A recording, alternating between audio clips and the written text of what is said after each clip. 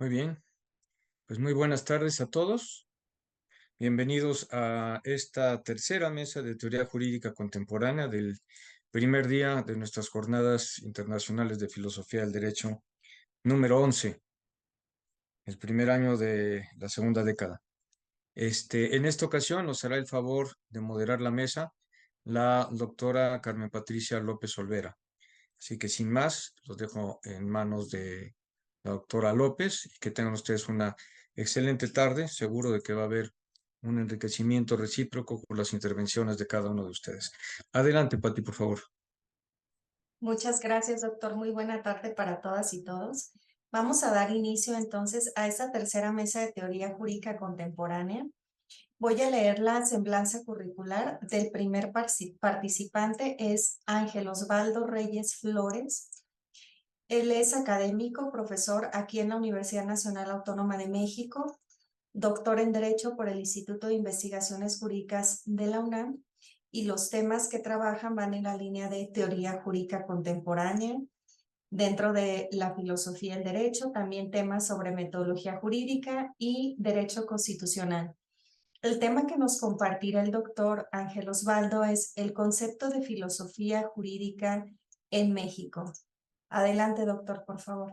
Gracias, buenas tardes a todas y a todos.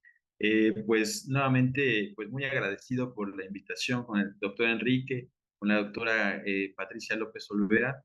Y bueno, pues voy a iniciar mi intervención. Voy a compartir mi pantalla porque traje una pequeña presentación. Y bueno, pues esto que voy a presentar el día de hoy, pues es los resultados precisamente de mi investigación doctoral. Y bueno, pues el día de hoy voy a hablar del concepto de filosofía analítica jurídica en México.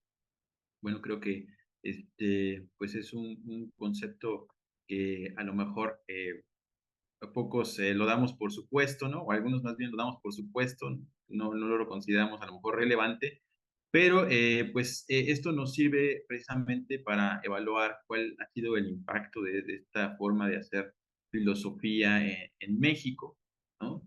Sin embargo, en mi investigación doctoral me encontré con un primer problema, que no hay una univocidad en cuanto a lo que se refiere a la filosofía analítica en general y también en el campo de lo jurídico, ¿no? Entonces eso cambió un poco la investigación y me fui hacia otro objetivo que es aclarar lo que puede entenderse como filosofía analítica en México.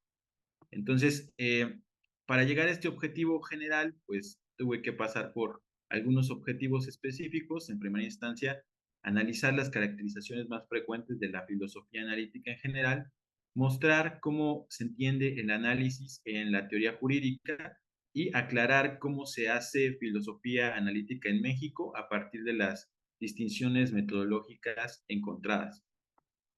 Y bueno, pues en primera instancia también, pues me di cuenta que el término filosofía analítica es muy vago, ¿no? Y puede hacer alusión a muchas cosas, ¿no? Por ejemplo, puede hacer alusión a un tipo de filosofía que se le contrasta comúnmente con la filosofía continental, perdón. Y bueno, esto tiene como que tintes geográficos, ¿no? Que no están muy claros. También que se entiende como la filosofía que busca la separación entre la ciencia y la filosofía, ¿no? También que es una filosofía que tiene un estilo muy particular, ¿no? Que se basa en argumentos y en demostraciones, y que también es una filosofía que funge como un juez, ¿no? Ante las argumentaciones, es decir, valida, ¿no? Los argumentos que se presentan, ¿no? En filosofía.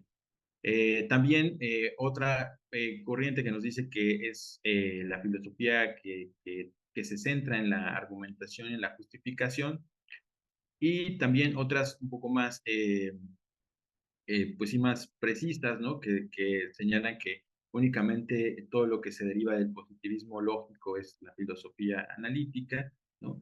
Y también otras que no son tan precisas, ¿no? Que al contrario son más vagas todavía, que nos dice que la filosofía analítica es aquella que busca la claridad, ¿no? Que bueno. Entonces, pues respetando todos los enfoques, ¿no? Pues los estudiamos uno a uno y encontramos pues algo que quizás los traspase a todos o a la mayoría.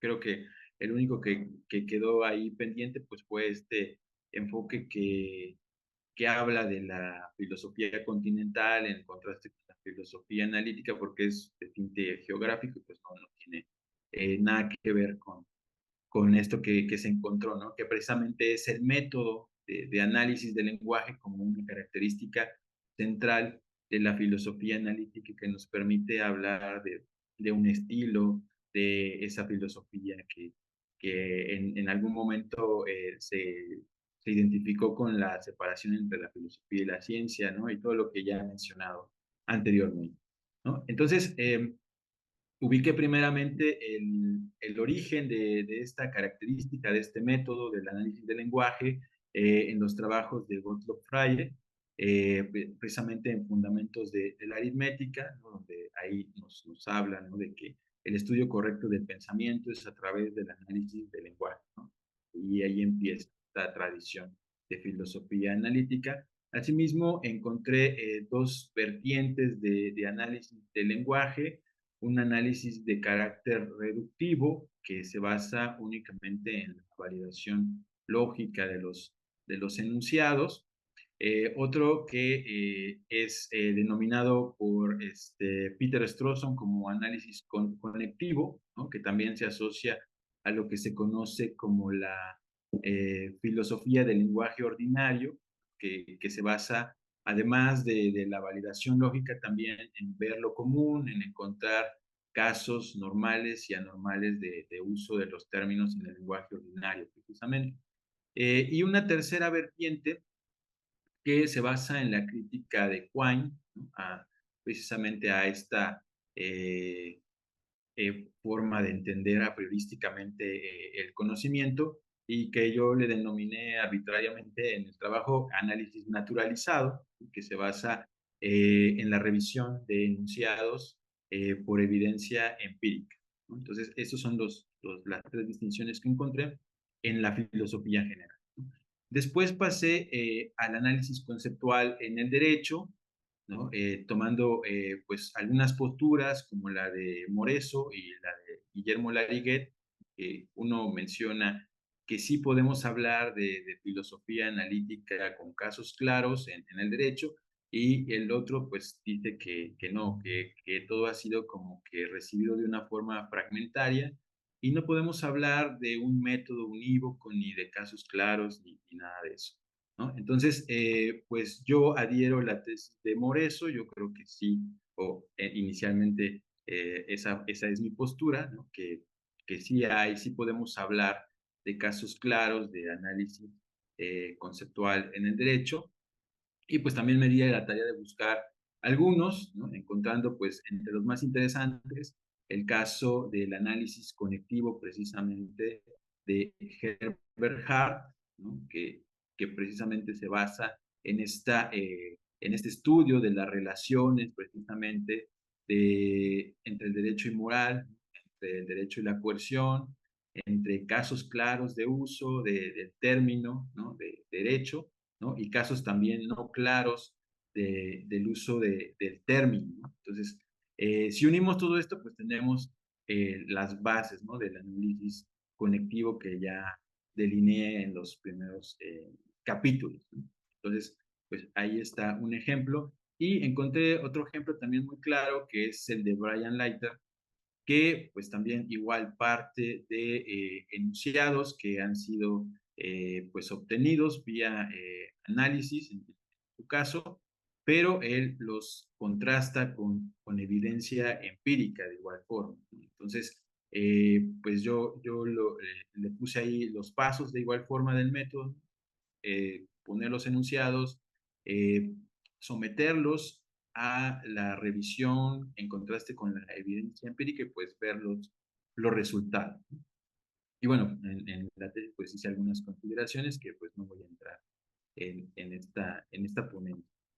Y bueno, pues aquí está un poco más detallado cómo se se ve el análisis por Brian Leiter, hay enunciados que tenemos que revisar, ¿no? Por ejemplo, aquí está uno que dice que el concepto del derecho es hermenéutico, o que los funcionarios oficiales tienen un punto de vista interno respecto del derecho, ¿no? Y bueno, para testear esto, Leiter presenta evidencia surgida de una teoría predictiva explicativa sobre las decisiones judiciales que se denomina el modelo actitudinal, y que plantea que la mejor explicación para la toma de las decisiones judiciales se encuentra en la conjunción de los hechos del caso y las actitudes y valores ideológicos de los jueces. Es decir, que sí hay una influencia de las actitudes y valores de los jueces en la resolución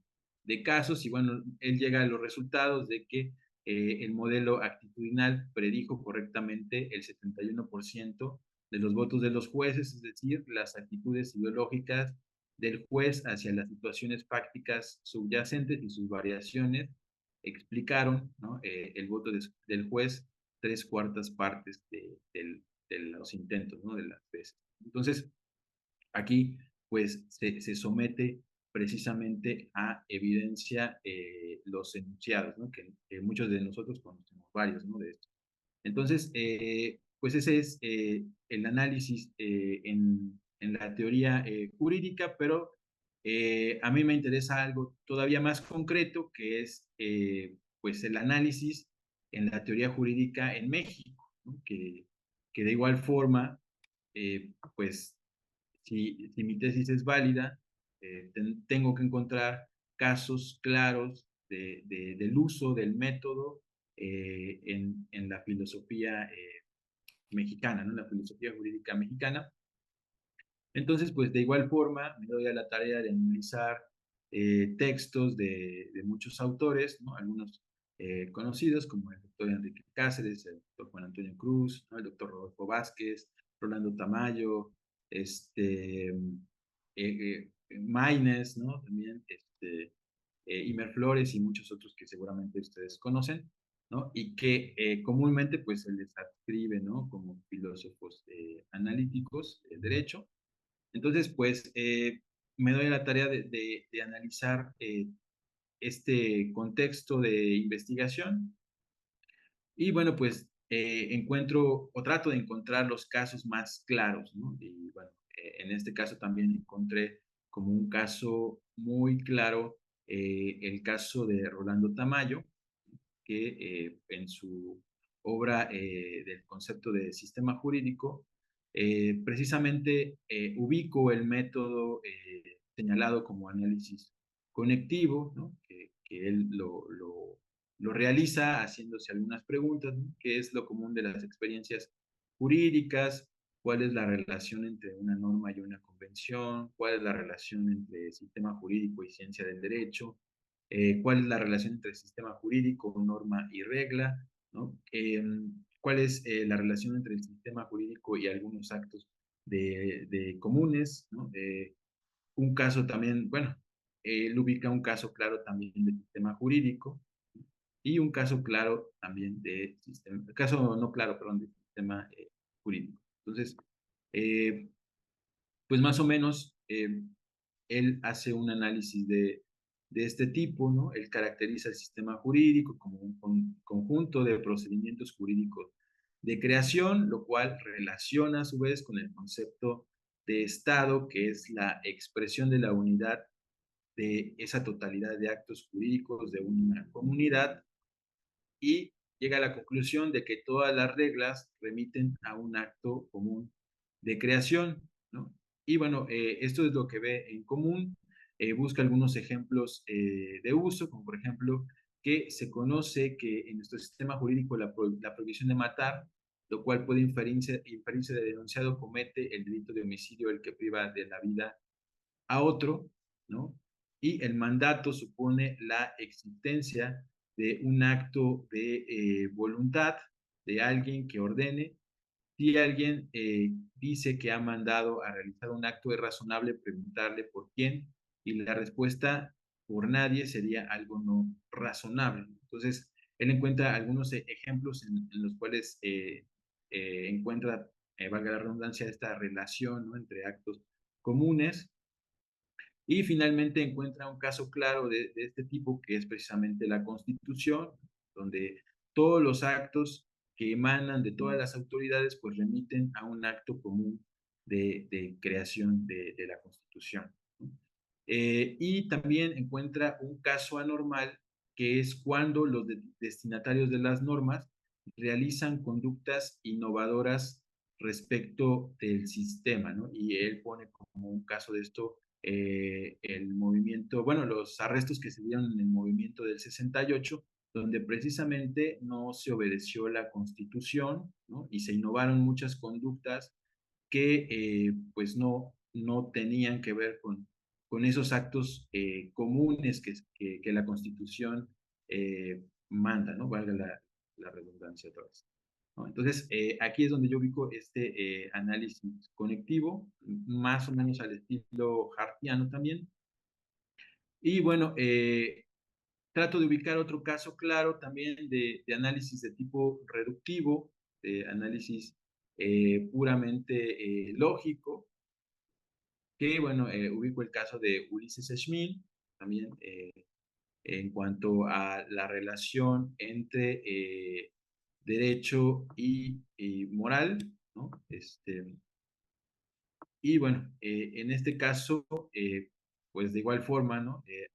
Analiza enunciados, ¿no?, llegando a la conclusión de que la moral no es una característica necesaria del derecho, o bien la relación entre derecho y moral no es necesaria a priori. Y bueno, él dice que pues esto no es así porque pues si, bueno, más bien, para Schmitt estas dos formas normativas, la de mandato y organización, y una vinculación con el Estado, son las que dan origen a un sistema de normas positivo, por lo que de no existir esa relación del mandato con la coerción, tenemos un sistema moral donde existen imperativos que ordenan cierta y determinada conducta de un sujeto sin disponer que otro hombre deba realizar un acto contra el sujeto destinatario del imperativo en caso de que éste incumpla con su obligación. Es decir, para Ulises Schmidt no hay actos de este tipo en el derecho, y por lo tanto la moral no es una característica necesaria a priori del derecho. Y bueno, esto es puramente lógico. Y finalmente llego a un tercer caso, claro, de igual forma de análisis, en este caso análisis naturalizado, que es el caso de doctor Enrique Cáceres, precisamente, donde él también igual en algunos estudios realiza una revisión de enunciados a partir de teorías científicas y los pone a prueba, y bueno, obtiene algunos resultados, ¿no? De igual forma aquí está como ejemplo, ¿no?, precisamente el primer enunciado que nos dice que los agentes destinatarios de la norma son agentes racionales, ¿no? Esto lo contrasta con la teoría del situacionismo cognitivo en la indexicalidad autorreferencial, así como en los sistemas únicos propuestos por Kahneman, y un estudio de la UNAM sobre conductores mexicanos y normas de tránsito. Entonces, esta teoría pues, nos dice que la persona destinataria de una norma se tiene que percibir, ¿no?, como, pues sí, como sujeto de la norma. Pero bueno, en este estudio realizado a conductores mexicanos, pues encontró que no hay como tal esa autopercepción de ser destinatario de una norma en las normas de tránsito, por ejemplo, ¿no? Y bueno, él llega al resultado de que los destinatarios de las normas carecen del conocimiento de las categorías normativas y que pueden instanciar y consecuentemente no pueden autosituarse como el modelo idealizado hace suponer, es decir, no se conciben a sí mismos a veces como destinatarios de las normas, ¿no? Y esto pues somete a revisión, ¿no?, este enunciado, ¿no? Hay más, pero bueno, yo por lo mientras solamente diría ese, ¿no?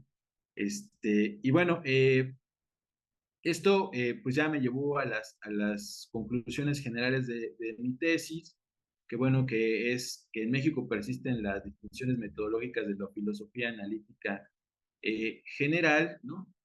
Y puede distinguirse el método que está basado en algunas actividades y que genera también ciertos resultados, y también que, bueno, los desacuerdos metodológicos, desde mi punto de vista, son más bien desacuerdos en objetivos hacia los cuales el análisis pretende llegar, y en función de estos, pues se han realizado los ajustes que han permitido que existan las demás distinciones que señalen, ¿no?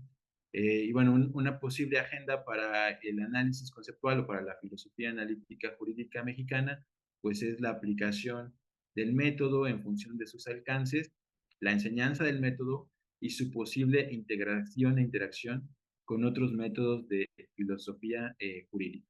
¿Okay? Entonces, eso sería prácticamente lo que yo tengo hoy para presentar, y pues les agradezco mucho su tiempo y su paciencia. Gracias. Muchas gracias por tu presentación, Osvaldo. Yo creo que seguramente surgirán algunas preguntas al respecto de la misma. Les recuerdo que las pueden ir planteando en nuestro chat para al final organizarlas y poderlas formular también a nuestros ponentes una vez que hayan concluido también las preguntas de los demás participantes de la mesa. A continuación daremos paso a la presentación de la doctoranda Alma Liliana García Becerril.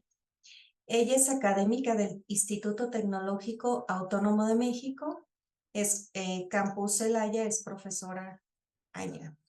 El tema que hoy nos comparte es el constructivismo jurídico y la teoría de redes aplicada al análisis de la legislación de gobierno abierto y del Sistema Nacional Anticorrupción.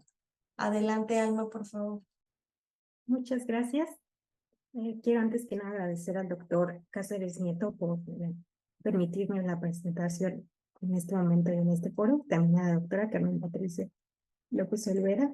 Les voy a presentar, lleva como título el constructivismo jurídico y la teoría de redes aplicadas al análisis de la legislación de gobierno abierto y del Sistema Nacional Anticorrupción en México. Este trabajo es parte de mi tesis de maestría titulado Bases para una metodología de la conectividad normativa a partir de la teoría reticular del sistema jurídico, con referencia especial a la legislación sobre el Sistema Nacional Anticorrupción y los ejes de gobierno abierto.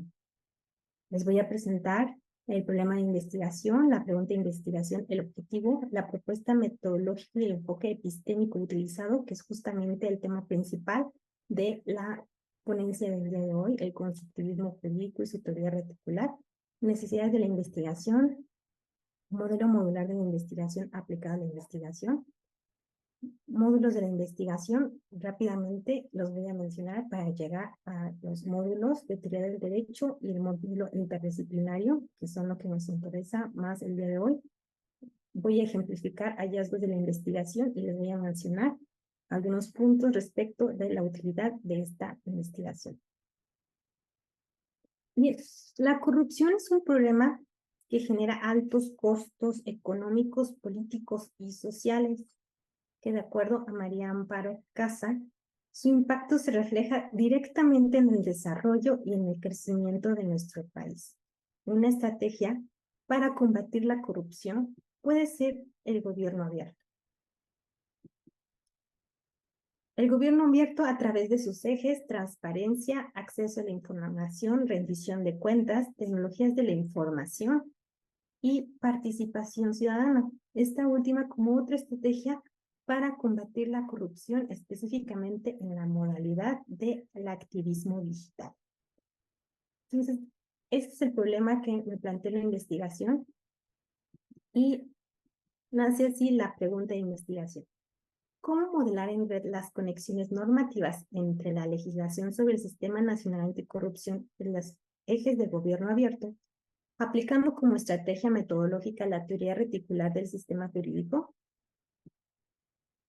El objetivo entonces es modelar en red las conexiones normativas entre la legislación sobre el Sistema Nacional Anticorrupción y los ejes de gobierno abierto, aplicando como estrategias metodológicas la teoría reticular del sistema jurídico.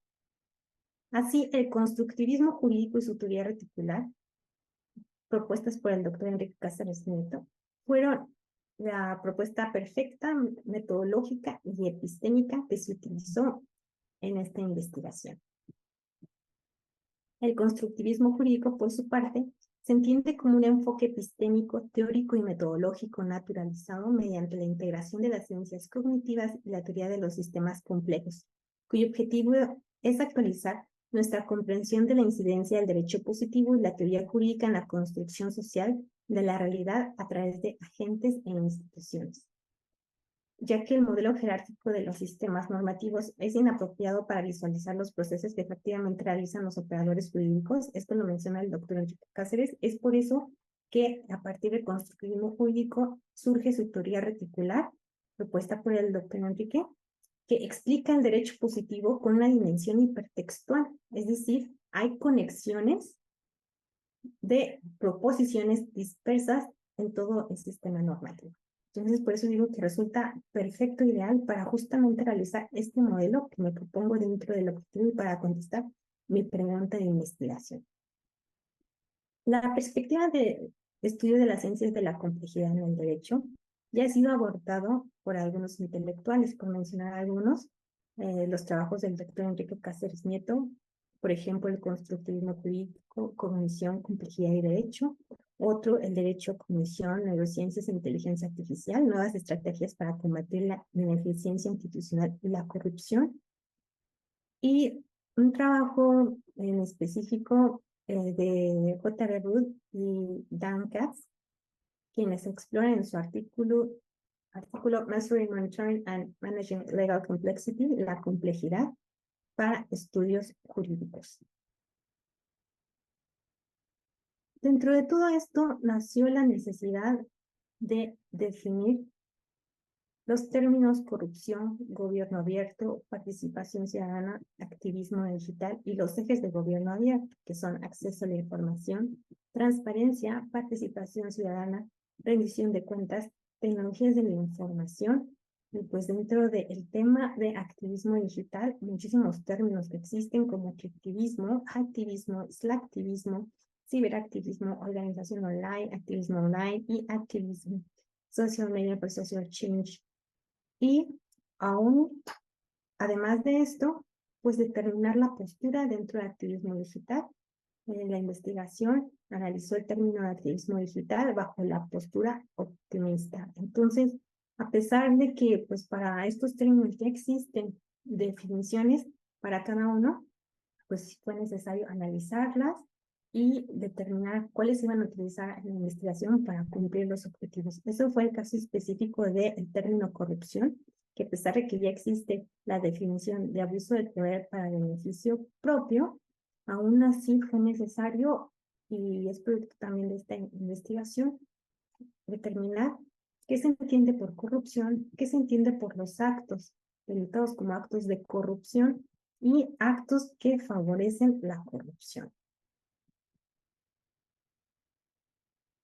Para realizar la investigación, utilicé como técnica de investigación el modelo modular de la investigación jurídica propuesto por Enrique Cáceres Nieto. Su propósito es retomar la idea de que una investigación puede estar integrada por diferentes módulos, con adecuada fundamentación metodológica y, en su caso, epistemológica. Así, nació el módulo conceptual, que es básicamente un módulo analítico en el cual se atendieron a las primeras necesidades de esta investigación, que fue esclarecer los términos corrupción, gobierno abierto, activismo digital, participación ciudadana, los ejes de gobierno abierto, los actos que se anotan como actos de corrupción y los actos que favorecen los actos de corrupción. También se realizó el módulo de teoría del derecho. Este es el módulo en el que voy a hablar el día de hoy un poco más, ya que trata sobre el constructivismo jurídico, específicamente su teoría reticular y cuestiones de teoría de redes, sobre todo términos que se consideran dentro de la investigación para poder realizar y entender el modelo que al final se expone y se construye en el último módulo, que es el módulo interdisciplinario. En el módulo interdisciplinario, entonces, a partir del análisis de las leyes y de construir las conexiones dentro de la legislación de gobierno abierto y del Sistema Nacional Anticorrupción, es que se presenta el modelo que ahorita les voy a mostrar. Entonces, hablando justamente de los módulos de la investigación, iniciaré con el módulo conceptual. Brevemente les voy a contar de qué se trata este módulo conceptual. En este módulo conceptual se realiza un análisis de las propiedades semánticas de los conceptos de corrupción, gobierno abierto, participación ciudadana, activismo digital, tales como vaguedades, polisemias, analogía, y se identifican los tipos de definiciones, se estipulan sus conceptos. Para ejemplificar un poco cómo realicé esto, en el término corrupción, analicé varios instrumentos que miden la corrupción y determiné cuáles son las propiedades designativas de cada uno de los actos que se entienden como actos de corrupción dentro de esos instrumentos que miden la corrupción. Entonces, así también utilizando otras herramientas como polisemia y vaguedad para poder analizar las propiedades designativas de este término, es que ya propongo al final de esta parte de análisis del término corrupción, un término para entender corrupción y además los actos que se pueden entender como actos de corrupción y los actos que favorecen la corrupción. Sin embargo, nos movemos rápidamente al otro módulo, que es justamente este módulo, la parte central de la ponencia de hoy. En este módulo abordo el sustento teórico del trabajo, que es el constructivismo jurídico y teoría reticular de sistemas jurídicos, que gracias al constructivismo jurídico y su teoría reticular es que yo puedo abordar varios elementos y varios conceptos de teoría de redes y otros conceptos como modelo, red, nodo, enlace, que ahorita les voy a presentar rápidamente para entender al final el modelo. Términos que fueron utilizados dentro de la investigación y fueron útiles para poder también interpretar al final el modelo que se construyó como resultado de la investigación. ¿Y por qué utilicé el constructivismo jurídico? Bueno, de acuerdo con el constructivismo jurídico de Enrique Cáceres, los operadores jurídicos realizan conexiones entre normas jurídicas, casi de manera artesanal, sin que el tema de la conectividad normativa se haya estudiado con el debido rigor teórico y metodológico. Y justamente en este módulo busco proporcionar la base teórica y metodológica para estas prácticas en un desarrollo de la teoría reticular del constructivismo jurídico. Es así que llego entonces a teoría de redes. Entonces, es importante como que quede claro que yo llego a teoría de redes gracias al constructivismo jurídico que me permite poder utilizar conceptos referentes a redes dentro de mi investigación. Es así que llego con Melanie Mitchell. Melanie Mitchell dice que el pensamiento en red significa centrarse en las relaciones entre los componentes en lugar de los componentes en sí mismos. El pensamiento en redes es algo muy común. Las redes están en todas partes. Ejemplos de redes son la World Wide Web, redes sociales, redes neuronales, redes metabólicas. Y justamente entender el mundo en red nos permite comprender muchos sistemas naturales y sociales. Es por eso que es muy interesante intentar llevar las redes ahora al estudio del derecho y específicamente en el tema de combate a la corrupción. Del lenguaje que utilicé dentro de la parte de redes que incluyo en mi investigación, utilicé el glosario de Newman, que define red como el conjunto de elementos con conexiones. A su vez, los elementos los vamos a entender como nodos, que son la unidad fundamental de la red. Aquí tengo un ejemplo que es ese circulito azul que pueden ver de un nodo dentro de la red que realicé dentro de la investigación. Un enlace es la línea que conecta a esos dos nodos, ¿sí? O sea, a dos circulitos. Esa rayita en este caso, pues es esta flechita que tengo circulada en rojo. Y justamente es una flechita porque, bueno, es que este enlace es dirigido. Pero bueno, básicamente nodos y enlaces, que son las dos partes fundamentales de las redes. En el módulo interdisciplinario, entonces, es que ya podemos visualizar el modelo en red que resultó de la investigación. De nombre Modelo en Red de las Leyes del Sistema Nacional Anticorrupción y de Gobierno Abierto en el tema de combate a la corrupción. Así, después de analizar, identificando primero las leyes federales que conforman el Sistema Nacional Anticorrupción y los ejes de Gobierno Abierto en el tema de combate a la corrupción. Después, identificando los agentes del Estado en las leyes referidas en el paso 1. Y por último, ubicando las relaciones de las leyes y construyendo materialmente las relaciones entre leyes, las relaciones entre los actos de corrupción y las leyes, y entre las leyes y los agentes identificados, es que se lograse el modelo en red. Todo esto bajo el enfoque del constructivismo jurídico, específicamente de su primer titular. Utiliza el software Atlas TI 8 para realizar manualmente las conexiones. Esto significa que no utiliza ningún algoritmo ni sistemas automatizados. Y después, una vez que realicé estas conexiones con el software Atlas TI, utilicé la información, la pasé al software Sheffield para ahora sí visualizar gráficamente la red que ahora les voy a presentar. Recordemos rápidamente, antes de presentarles la red, que de acuerdo a Newman, el término red denota el conjunto de elementos con conexiones. En el caso de esta investigación, los elementos, que son las bolitas, se refieren a nodos y las conexiones las referiré como enlaces. Entonces, este es un ejemplo de una red sacada justamente del curso de Introducción a la Complejidad de Melanie Mitchell. Y bueno, todo esto para justamente llegar al modelo en red de las leyes del Sistema Nacional Anticorrupción y Gobierno Abierto de combate a la corrupción. Entonces, aquí los nodos de color café representan los actos de corrupción referidas en las leyes. Las leyes están representadas por los nodos color azul. Y a su vez, los nodos color rosa representan a los agentes del Estado que están referidos en esas leyes. Todo nada más en el tema de corrupción.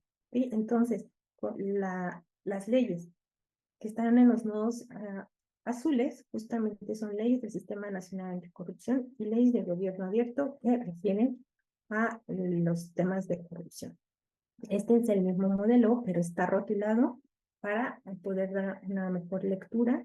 Entonces, en los nodos azules tenemos las siglas de las leyes, en los nodos rosas tenemos un número que representan agentes del Estado, y con los nodos café tenemos los actos denotados como actos de corrupción, que esto es producto del módulo analítico conceptual del capítulo primero de justamente el análisis del término corrupción. Entonces, ¿cómo podemos leer esta red? Bueno, en este ejemplo tenemos en el nodo azul la Ley General de Responsabilidad Administrativa, que con un enlace se conecta con el acto de corrupción llamado peculado, y con otro enlace se conecta con el agente del Estado número 1, que representa a la Auditoría Superior de la Federación. Entonces, leyendo en letras este ejemplo, el acto de corrupción peculado del nodo café se fundamenta en el artículo 53 de la Ley General de Responsabilidad Administrativa. A su vez, la Auditoría Superior de la Federación, que son los agentes, el nodo rosita, con el número 1, tiene la facultad de aplicar la Ley General de Responsabilidades Administrativas de acuerdo con los términos del artículo 9, fracción tercera de la misma ley. Ejemplos de hallazgos de la investigación, una vez analizando el modelo, es que se encuentran actos de corrupción como abuso de funciones, desvío de recursos, etcétera. Textualmente, algunos no se encuentran como abuso de posición, desvío de fondos públicos textualmente, pero se encuentran unos similares. y el que de plano sí no se encuentra ni siquiera de una manera similar es la de extorsión sexual. Otro ejemplo es que se pudo observar que la Auditoría Superior de la Federación es el agente que se menciona con mayor número de veces en los textos de las leyes del Sistema Nacional Anticorrupción y las de los ejes de gobierno abierto, a la Ley General de Responsabilidad Administrativa como la ley más conectada con los actos de corrupción y los agentes, y se conecta el acto de corrupción denotado por el término desvío de recursos con un mayor número de leyes respecto de otras de corrupción. ¿Para qué sirve todo esto? Bueno, primero, para estudiar de una manera diferente a lo tradicional, específicamente el tema de corrupción, contribuir al desarrollo de la teoría reticular del sistema jurídico para modelar conexiones diferentes, contribuir a evitar modelos mentales incoherentes o fragmentados, es decir, evitar conexiones inadecuadas por los operadores jurídicos entre normas jurídicas o evitar lagunas conectivas, mostrar la viabilidad de la aplicación de la teoría de redes como un método para modelar conexiones normativas, contribuir al trabajo hermenéutico, el desarrollo de un aparato analítico de esclarecimiento conceptual y contribuir al análisis de uno de los problemas más importantes que tiene México en este momento, que es la corrupción y pues los mecanismos para combatirla. Pues, de mi parte sería todo, les agradezco mucho, agradezco especialmente a la doctora Carmen Patricia López Olvera, al doctor Enrique Cáceres Nieto y al doctor Jorge Velasco Hernández. Muchísimas gracias. Muchas gracias por la presentación, Alma. Además, debo mencionarles que precisamente con esta investigación que nos ha compartido, Alma ganó el segundo lugar en los premios AFIRME UNAM 2023, así que muchísimas felicidades, Alma. Vamos a arrancar con la siguiente ponencia también. Esta está a cargo de Marco Antonio Sandoval López. Él es licenciado, maestro y doctor en Derecho con mención honorífica por la Universidad Nacional Autónoma de México, ganador del premio Dr. Raúl Cervantes Ahumada 2019 por su tesis doctoral. Es líder de proyectos en la Dirección General de Normatividad en la Comisión Nacional del Sistema de Ahorro para el Retiro y docente de la Universidad TecMilenio. El tema que nos compartirá es Paul Bloom y su crítica a la empatía, una posible respuesta desde la jurisprudencia de la virtud. Adelante, Marco Antonio, por favor. Muchísimas gracias. Muy buenas tardes a todas las personas. Igualmente yo quiero unirme a los agradecimientos tanto al doctor Enrique Cáceres como a todo su equipo por permitirnos este espacio para compartir algunas ideas que, como lo comenta el doctor, pues siempre el intercambio, la retroalimentación que podamos llegar a recibir siempre es muy bienvenida y pues fortalece finalmente las ideas que exponemos. En este contexto de filosofía analítica que nos platicaba Osvaldo, de las precisiones conceptuales que tocó Alma Liliana hace un momento, quiero hacer mía una cita de este autor, Paul Bloom, precisamente con el cual quiero entablar un diálogo, que es la siguiente. De verdad quiero ser honesto, justo y objetivo, pero soy solo un humano, así que es probable que este libro, esta charla, contenga argumentos débiles, datos selectivos, retóricas engañosas y representaciones injustas de aquello en lo que estoy en desacuerdo. Entonces, yo creo que aquí hago mío esta cita porque francamente cuando nos metemos en temas que pues evidentemente cuesta trabajo definir, que cuesta trabajo conceptualizar, pues vaya, la diversidad de opiniones, de posturas, además de enriquecer, pues a veces puede llegar a dificultar nuestro trabajo, ¿no? Pues bien, en concreto, ya para comenzar formalmente con la charla, la obra que deseo comentar con ustedes es del autor Paul Bloom y su obra se llama Contra la empatía.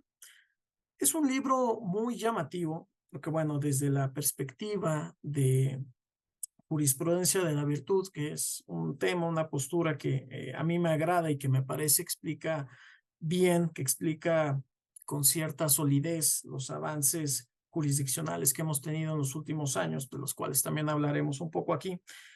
Dentro del uso de virtudes en las resoluciones judiciales, pues bueno, una de ellas es la empatía, ¿no? La empatía que podemos entender rápida y brevemente como este interés de conocer las emociones, de conocer los contextos ajenos, pero sin caer en los prejuicios, sin caer en estas ataduras epistémicas. Entonces, si bien las teorías y revisamos autores en torno a esta idea de jurisprudencia de la virtud, por ejemplo, en México el caso de la doctora Amalia Maya, que yo creo es una de las mejores exponentes en el tema, pues vamos a ver que los autores en general están de acuerdo, que la empatía es algo deseable, la empatía es algo positivo, la empatía es algo que inclusive más allá del plano jurisdiccional, en nuestras relaciones humanas cotidianas es algo deseable. Pero Paul Bloom dice, no. Paul Bloom la problematiza, Paul Bloom dice, en realidad es un faro, es una brújula falsa y nos va a explicar, nos va a dar argumentos por los cuales considera que la empatía no es tan buena como la dibuja. Yo lo que voy a tratar de hacer en esta breve charla es, voy a exponer los argumentos de Paul Bloom, voy a tratar de agruparlos en 4 ejes y voy a tratar de dar algunas respuestas, algunas reflexiones desde el ámbito de la jurisprudencia de la virtud. Que bueno, dicho esto sea de paso, para también las personas, los colegas que nos hacen favor de escucharnos, a mí me gustaría precisar que esta idea de la jurisprudencia de la virtud, como habíamos estado platicando al principio, tiene que ver con precisamente esta aplicación de las virtudes en el ejercicio jurisdiccional. Y aquí seguramente pues nos metemos en problemas, ¿no? Evidentemente me recuerda aquí las nociones de filosofía analítica que nos compartió Osvaldo. La filosofía analítica busca dar claridad. Y cuando hablamos de virtudes, pues nos enfrentamos a este problema de que desde la filosofía griega de los clásicos no tenemos definiciones claras de lo que es virtud. Podemos mencionar muchas virtudes, podemos describir las virtudes, sabemos que son actitudes tendientes a procurarnos el bien, pero no tenemos una definición clara de lo que es virtud. Entonces, a lo mejor desde aquí tenemos tal vez metodológicamente una tablita suelta, ¿de acuerdo? Pero a pesar de esto, no me gustaría que nos quedáramos con este rigor metodológico y pudiéramos avanzar hacia el siguiente estadio. ¿Qué debemos de entender entonces por el uso de la empatía? Por el uso de la empatía, de acuerdo al autor Paul Bloom en específico, significa que vas a sentir o compartir la emoción de otra persona, ¿de acuerdo? Hacer nuestro un sentimiento ajeno, compartirlo de manera genuina, como si se tratara de una visión espejo del otro. En casos relacionados con la materia penal, Bloom reflexiona. La empatía permitiría que existiera una perfecta correspondencia del ojo por ojo, en la que el responsable experimenta el mismo sufrimiento que la víctima. Yo, como comentaba hace un momento, a pesar de que considero que la empatía es una virtud y que tenemos problemas para establecer con mucha precisión, con mucha claridad, definiciones, me parece que en los términos legales, en los términos jurídicos, pues adoleceríamos del mismo problema cuando hablamos de justicia. La justicia, nuestras instituciones, Suprema Corte de Justicia de la Nación, pedimos justicia, etcétera. La justicia de la Unión ampara y protege, etcétera. Pero no tenemos claro qué es justicia. No tenemos una definición exacta, precisa de lo que es justicia. Dar a cada quien lo que le corresponde, las clásicas de Ulpiano, pues ya en la actualidad ya se quedan un poco cortas, ¿no? Entonces,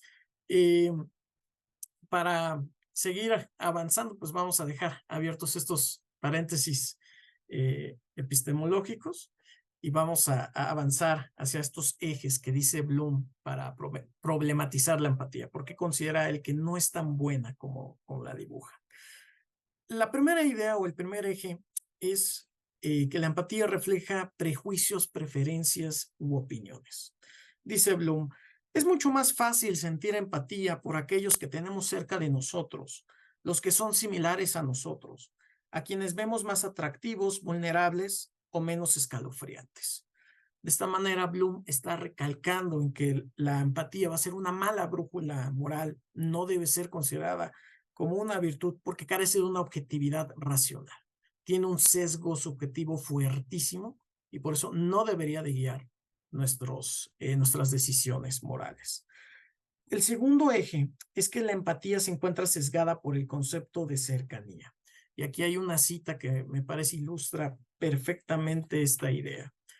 En realidad, y esto es algo muy difícil de decir, generalmente me molesto mucho más si mi conexión de internet falla, pues ojalá no pase en este momento, que cuando estoy leyendo acerca de alguna tragedia en un país del que nunca había oído.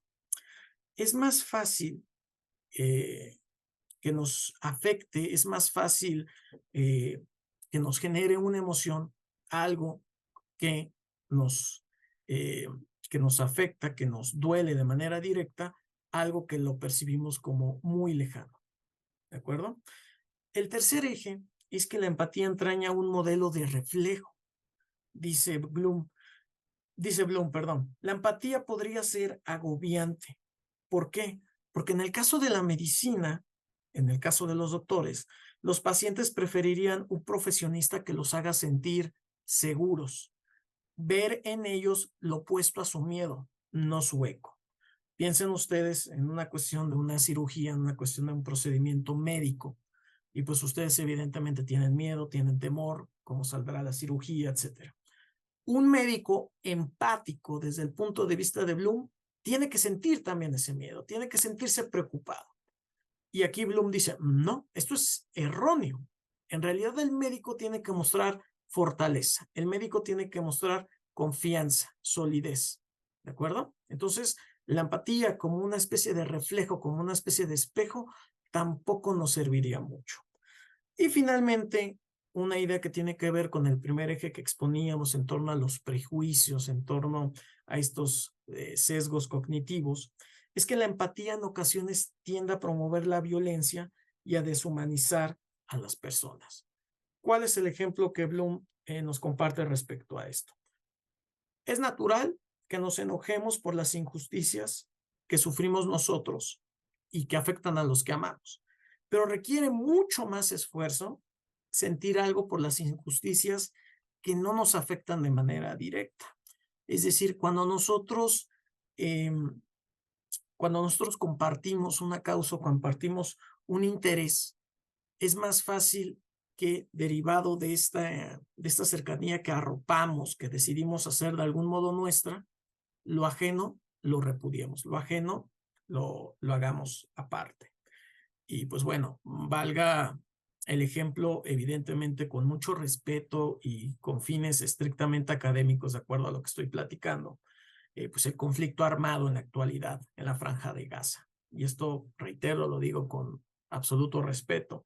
Habrá quien sea pro-israelí, habrá quien sea pro-Palestina, y evidentemente cuando tú asumes alguna de las dos posturas, la haces tuya, la otra la deshumanizas, la otra no vale, la otra simplemente ya no cuenta, ¿de acuerdo? Y así como con ese conflicto bélico, en la realidad, en nuestras relaciones cotidianas, pues se dan a diario miles de casos, miles de casos.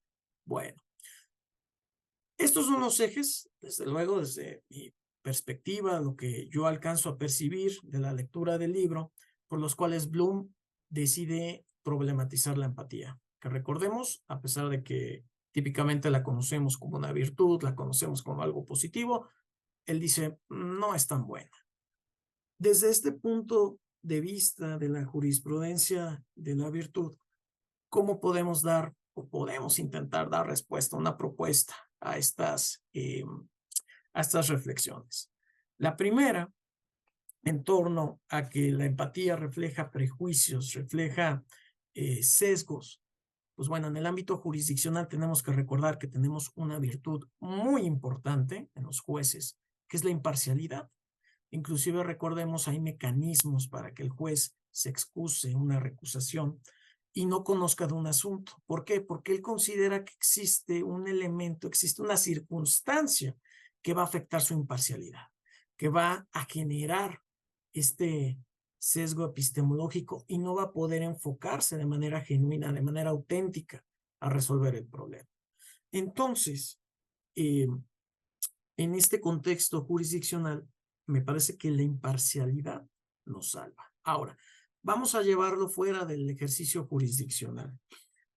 Hay un ejemplo que cita Bloom, que dice, si yo veo a mi hijo y a otro niño ahogarse al mismo tiempo, esto ya está completamente fuera del ámbito judicial, a mi hijo y a otro niño ahogarse al mismo tiempo y solo pudiera salvar a uno, sin duda elegiría a mi hijo.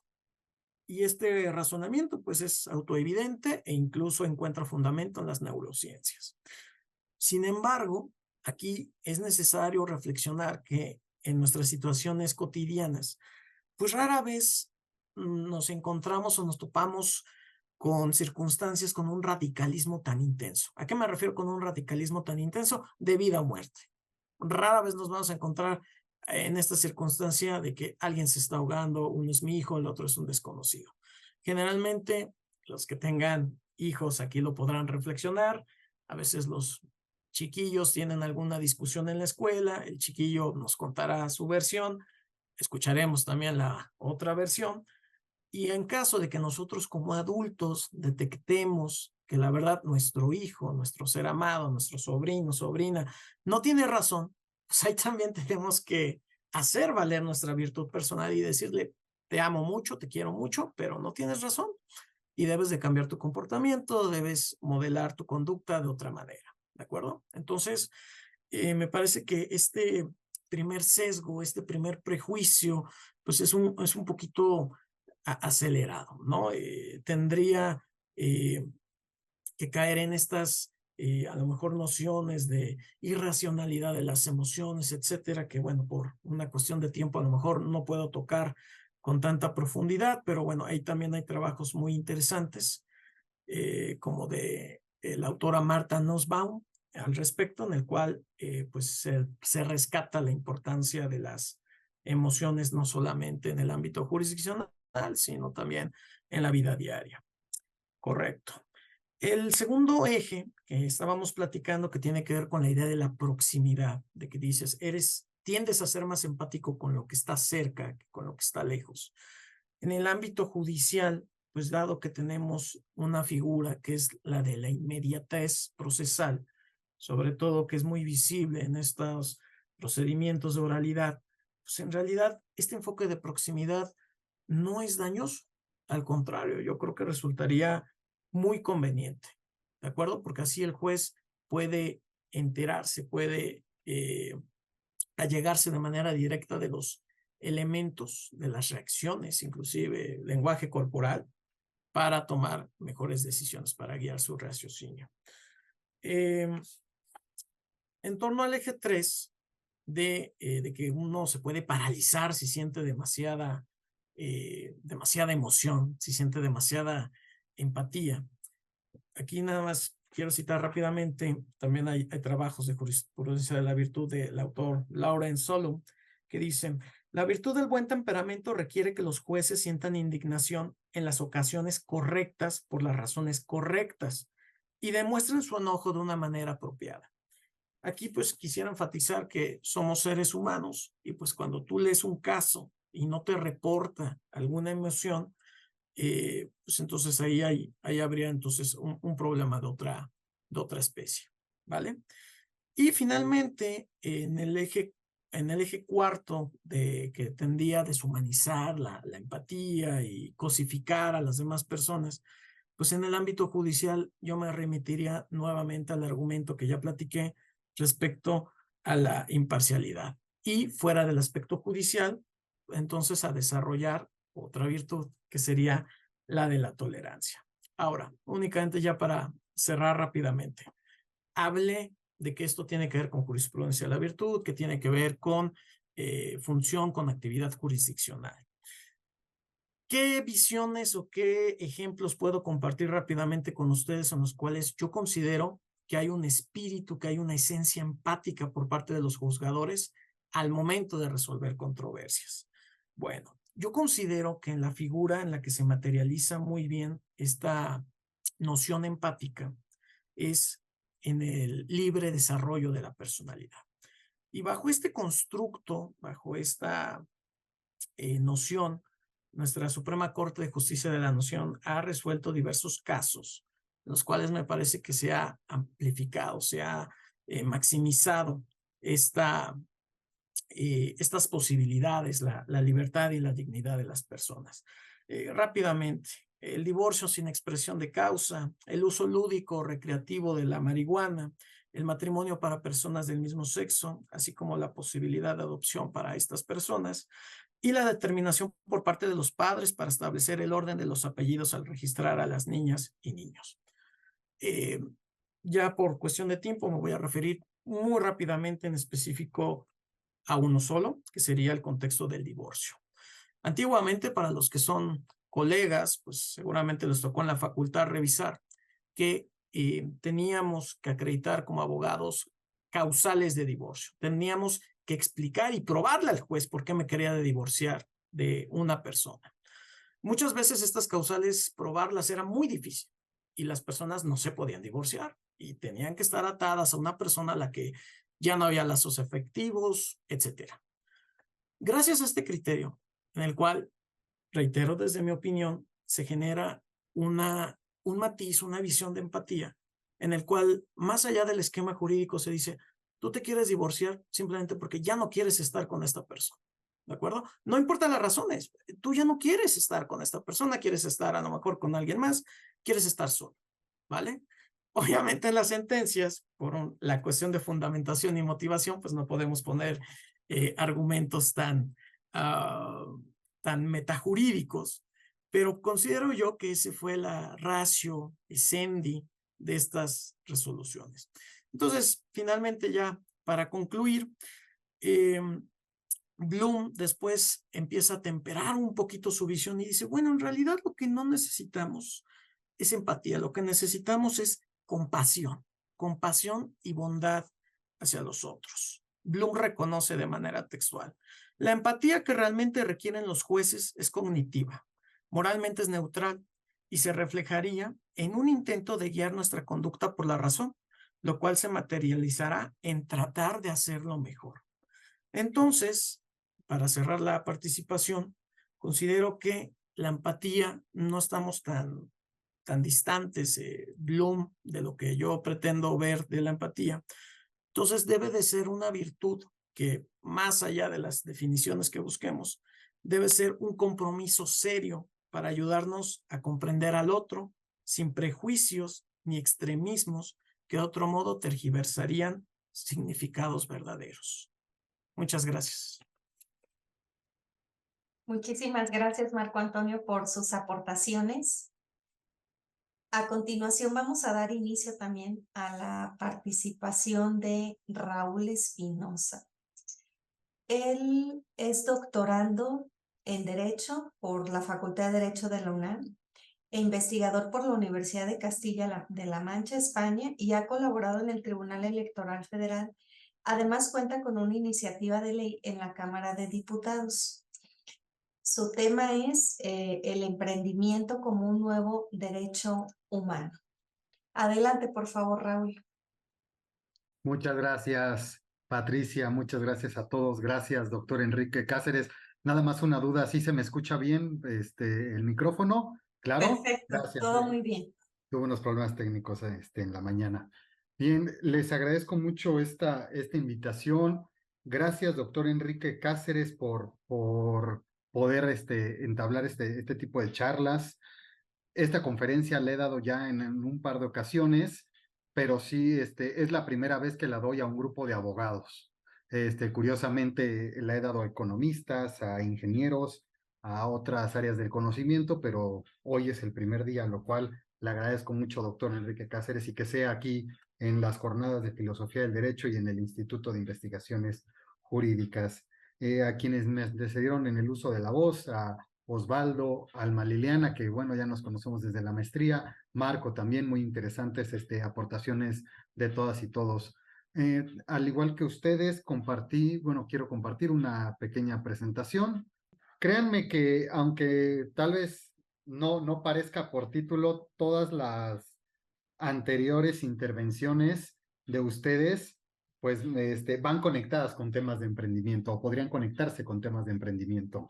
Yo sé que el emprendimiento es un tema que está como aparentemente de moda, aparentemente en boga, aparentemente hoy todo mundo, sobre todo muchos jóvenes, muchas y muchos jóvenes quieren ser emprendedores o tienen el sueño de emprender y va ligado con mucho con un tema de hacer cosas diferentes, de innovar. El tema de innovar también está en el tema del emprendimiento y también, ¿por qué no decirlo? Hasta un poco de ser una persona pues disruptiva, ¿no? El emprendimiento va por esos temas. Créanme que el emprendimiento es un tema muy, muy amplio, que lo vengo estudiando desde hace algunos años, bastante amplio, engloba temas de cuestiones de desarrollo personal, lo voy a poner un poco más adelante, de cuestiones de relaciones y conexiones, algo así como lo que nos decía Alma Liliana. Yo me imaginé, dije, a ver si hay en las conexiones actos de corrupción, pues yo creo que puede haber un estudio de conexiones así con actos de emprendimiento y que de ahí deriva algo constructivo. Yo creo que sería muy interesante que todo ese conocimiento de nodos que tienes, Alma, pues algún día podemos hacer algo juntos, porque en temas de emprendimiento las conexiones, los nodos y los actos de emprendimiento son sumamente, sumamente importantes. Creo que sí, ahí podría conectarse mucho nuestro tema. En temas conceptuales como el de Osvaldo, pues también conceptos de emprendimiento, ahorita lo vamos a ver, hay demasiados, Osvaldo, lo mismo que temas de agentes conceptuales como nos lo mostraste. Y también, Marco, el tema de empatía que muy bien lo desarrollaste, pues en el tema de emprendimiento también hay mucho tema de empatía. Yo creo que, y sobre todo en el tema de ventas, que a veces como que no nos gusta hablar de ventas. En el tema de ventas, de vender o de saber vender, hay mucho un tema de empatía. De hecho, gracias a eso se cierran muchas ventas. Bueno, yo soy emprendedor, doy consultoría y sí creo que es muy necesaria, ya sea la empatía o la compasión. Yo creo que conceptualmente nos podemos enredar en un concepto u otro, pero el ponerte en el lugar de la otra persona o el sentir lo que siente la otra persona, sí hace para un emprendimiento exitoso. Yo creo que más allá del concepto de Bloom o de otros conceptos que manejemos.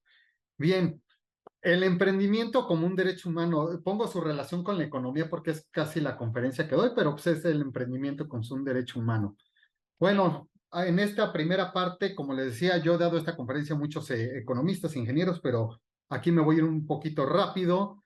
Sabemos que los derechos humanos son prerrogativas, que son dignificantes de la humanidad, que se han ido ganando a través de la historia, a través de las civilizaciones, que los derechos humanos en su reconocimiento con esta teoría justnaturalista, pues no ha terminado. El reconocimiento de los derechos va siendo progresivo. Sabemos que hay un principio de progresividad que muchos lo hemos ya estudiado en diversas sentencias.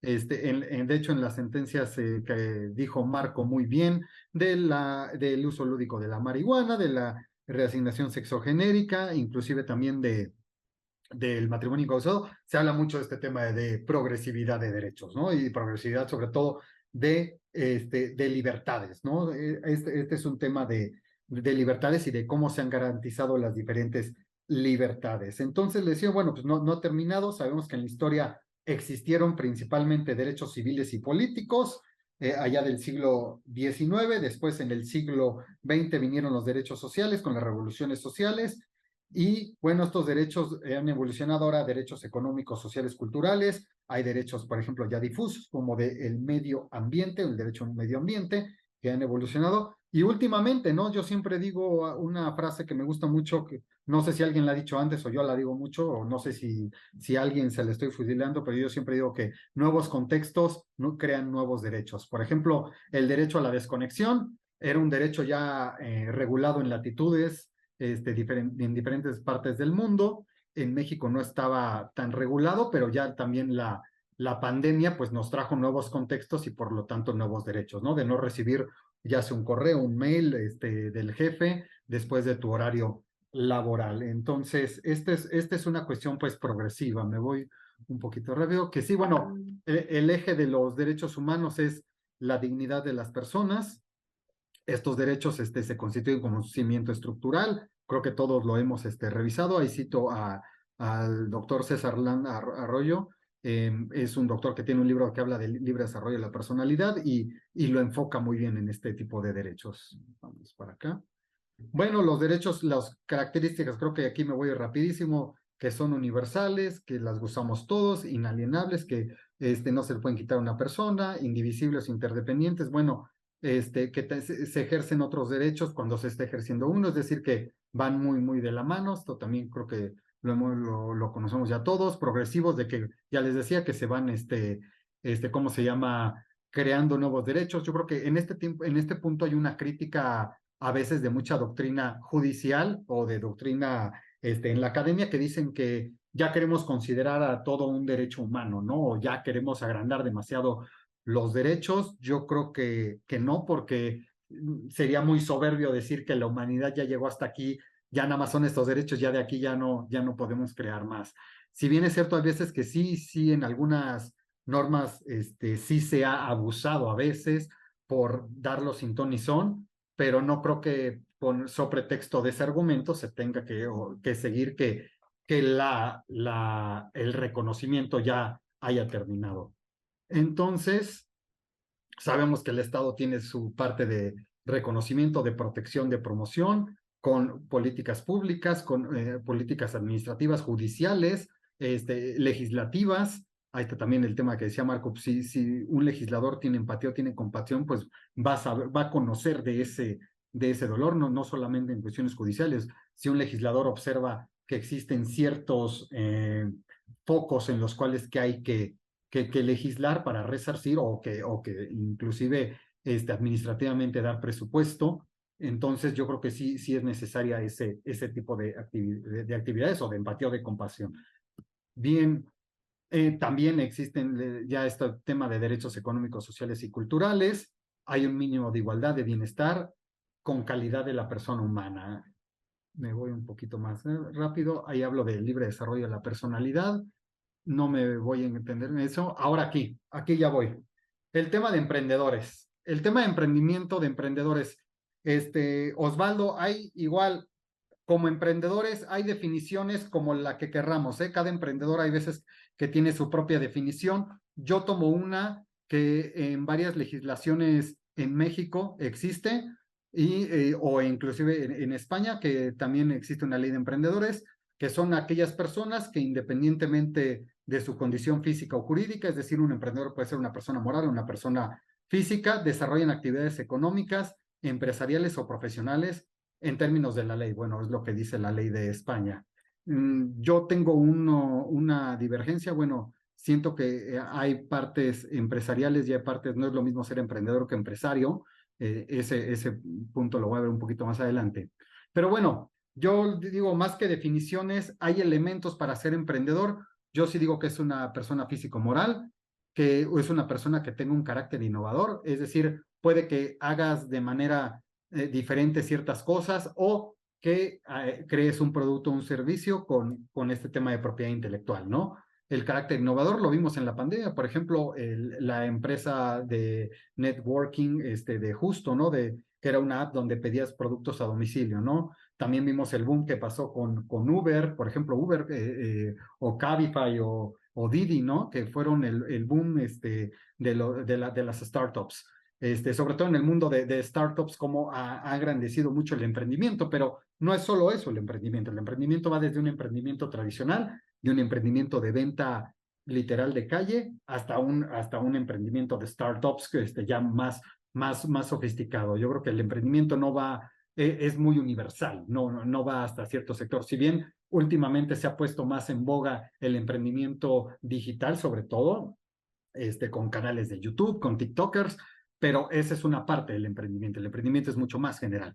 Entonces decía, realiza una actividad empresarial para producir, ya sea comercial, profesional. Por ejemplo, nosotros los abogados, por supuesto que somos emprendedores, los que vendemos servicios, los que nos ofrecemos nuestros servicios al mercado jurídico allá afuera, y que realizamos ventas, en realidad realizamos ventas, aunque muchas veces no lo veamos así o no nos guste decir que es eso. El marketing jurídico es una venta. O sea, el decir, como decía Marcos, yo te voy a divorciar en 6 meses, pues en los tiempos que decía Marco era como, pues yo creo que era la mejor venta. Hoy en día, hasta en 3 meses, ¿no? Lo haces, ¿no? Pero vaya, yo creo que el contexto cambió y la venta, por ejemplo, ahí puedes decirte, pues también cambió. Y también los honorarios, ¿no? Creo que antes un divorcio que requería causas, pues cuánto costaba, ¿no? Hoy en día un divorcio express creo que hay hasta de 3,000 pesos, ¿no?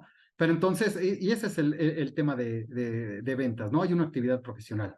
Bueno, y la otra, bueno, pues también tiene un impacto diferenciado en personas, se cambian ciertos modos de hacer las cosas o cómo se hacían las cosas. Y aquí voy mucho ligado con el tema del doctor Enrique Cáceres. El emprendimiento tiene que ver mucho con la complejidad. Diferentes áreas lo ven de diferente manera, la economía lo ve de una manera, la filosofía tendrá también su manera de verlo, la propia psicología, y pues por supuesto el derecho no se puede quedar atrás y van a ver con los siguientes cuadros que no, afortunadamente el derecho no se ha quedado tan atrás. Este es un punto de creación de mi tesis doctoral.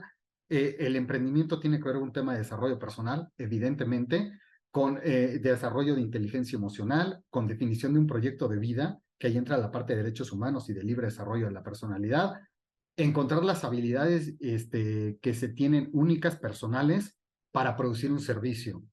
También tiene una parte relacional, esto de conexiones, lo que decía Alma, lo que es el networking, el seleccionar un mercado, las redes sociales o el contenido de valor y la adquisición de clientes. Esto es súper importante para el emprendimiento, porque puedo tener el mejor producto o dar el mejor servicio, puedo ser el mejor abogado en términos de emprendimiento jurídico, pero bueno, pues si nadie me conoce o si nadie ha visto mis sentencias que he ganado, o si nadie o poca gente ha visto mi trabajo, pues poco me van a contratar, ¿no? O casi nadie me va a contratar si no tengo esos canales, ¿no? Es muy importante el desarrollo relacional y el desarrollo financiero, ¿no?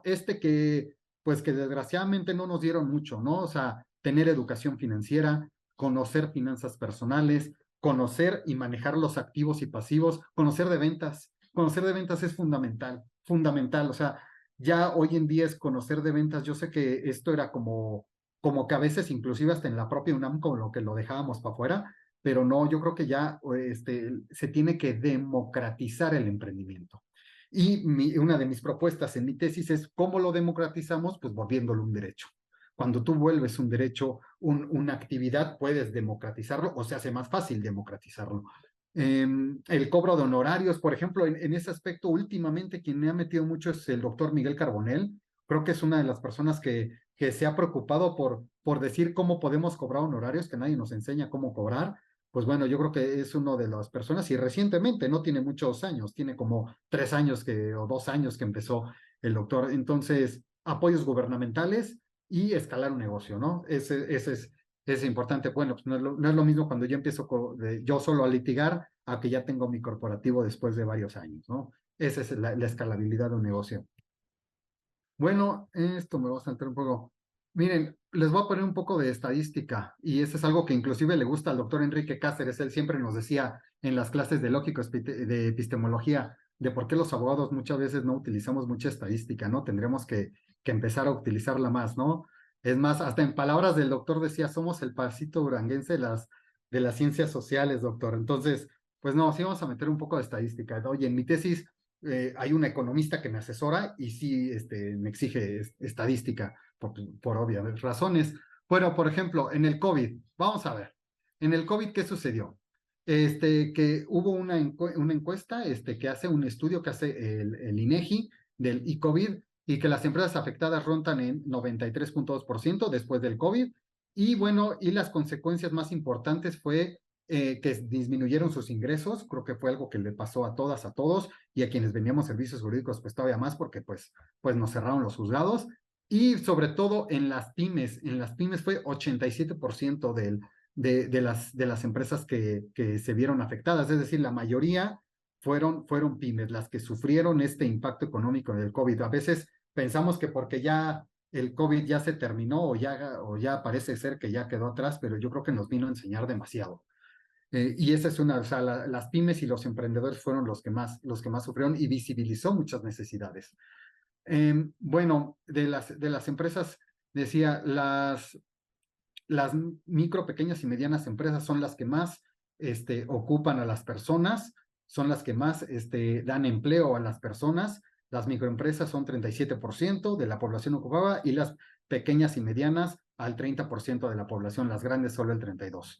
Entonces vean que pues, no es el gobierno, no son las grandes transnacionales. Yo celebro que vengan empresas como Tesla, por ejemplo, que hace inversiones multimillonarias y qué bueno, pero tenemos que tener el foco también en estas pymes que vaya, que son las que más dejan rentabilidad. Me va a saltar. Vean, ya me paso acá por el tiempo. Vean, México y sus leyes de emprendedores. Bueno, ¿cuántas leyes regulan el emprendimiento en México? 29. Afortunadamente tenemos vastas leyes que sí regulan el emprendimiento, aunque el criterio aquí para regular el emprendimiento es que tengan la palabra emprendedor, emprendimiento o emprendedores dentro de esa ley. Hay leyes que son ¿cómo se llama? De economía locales que solamente lo regulan muy someramente. Hay otras leyes que lo tienen mejor regulado y ahorita les voy a mostrar una estadística. Por ejemplo, ¿cuáles consideran el emprendimiento un derecho humano? Ninguna. Eso sí, ninguna se mete al tema de que el emprendimiento es un derecho humano. No, más bien lo ven como una política de actuación o como una política estatal. Solamente ello.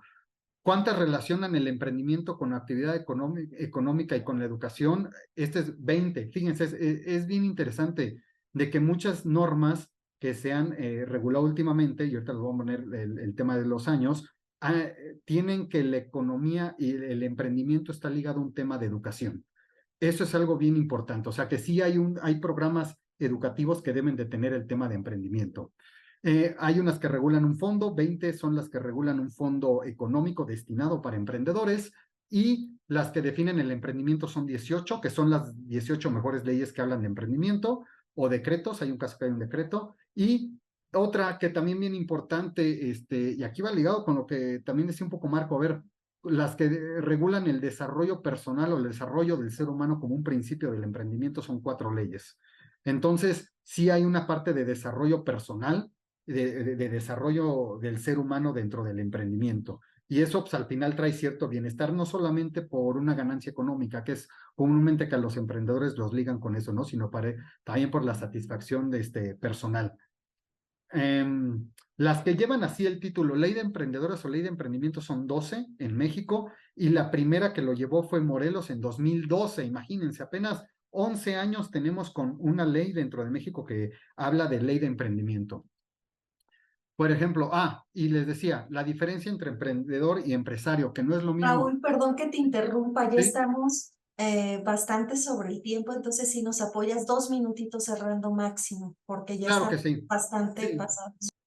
Claro que sí. Sí, Pati. Bueno, emprendedor es quien tiene una idea y piensa llevarla a cabo y empresario es el que ya realiza la actividad. Esto es importante porque juegas momentos diferentes cuando vas emprendiendo y cuando ya eres un empresario. Bueno, aquí me he dado, hay una iniciativa ya de Ley Federal de Emprendimiento el 21 de septiembre de 2023. Ya hay esa nueva ley, ojalá que llegue a ser. Y esta estadística, fíjense, de 2010 a 2022, todos los cuerpos normativos de emprendimiento y sobre todo muchos después de la pandemia. Entonces, esto hace ver que sí hay un tema de preocupación legislativa para regular el tema de emprendimiento. Ahí viene Morelos, Colima, Coahuila, Nuevo León, Jalisco y sobre todo Jalisco, Querétaro, Yucatán, que lo tomaron después del COVID. Panorama internacional, miren, nada más los dejo para que no se quede con la duda. En España, en 2013, trae una muy buena regulación, pero no lo regula como derecho humano, pero sí lo consigna con la educación. Argentina tiene una regulación un poco menos eficiente. Y el caso de Colombia, que Colombia lo tiene, inclusive ya lo liga con temas de economía circular.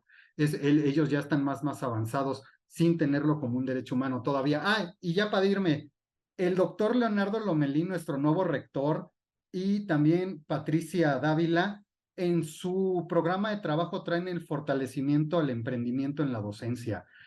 Ojalá yo creo que el esfuerzo que haga el doctor Lomelí y la doctora Patricia pues tengan a que en la Universidad Nacional Autónoma de México sí haya cambios en los programas de estudio para que exista el emprendimiento dentro de la UNAM. Yo creo que es algo muy importante y qué bueno que los dos lo tienen los dos lo tenían en su programa de trabajo. Y pues estaremos viendo, yo creo que más noticias sobre esto. Y esto está bien. Muchas gracias, Patricia. Creo que es lo malo de ser el último de hablar porque te dejan menos tiempo, pero creo que este va a ser el inicio de Pero no diferentes fue sesiones menos que tiempo, al tenemos. contrario, más de 25 minutos a diferencia de los otros ponentes. Ah, Perdóname, ok. pero quise ser muy justa con el tiempo para cada uno. Lo siento, la verdad es que no lo sentí, bueno, pero pues muchas gracias. No te preocupes. Bueno, pues como ustedes podrán observar, ha sido una mesa muy enriquecedora y sobre todo de muchos jóvenes investigadores, algunos recién doctorandos, doctores, recientes doctores y otros en proceso de formación como doctores en Derecho. Muchísimas felicitaciones para todos. Tenemos muchísimas preguntas, participaciones. Tengo anotada la participación del doctor Enrique Cáceres Nieto. Adelante, doctor, por favor. Muchas gracias, Pati. Muy buenas tardes a todos. Qué gusto, Alma, una vez más, qué gusto. Osvaldo, me quedó alguna duda de tu ponencia sobre la caracterización metodológica de la filosofía analítica, porque veo que tocaste, pues, Ulises hace cosas muy distintas, no, no veo que Ulises trabaje de la misma manera que algunos trabajos de Rolando. No sé si son todos los autores que tocaste, porque bueno, vi por ahí que nos hubieran hecho falta otros.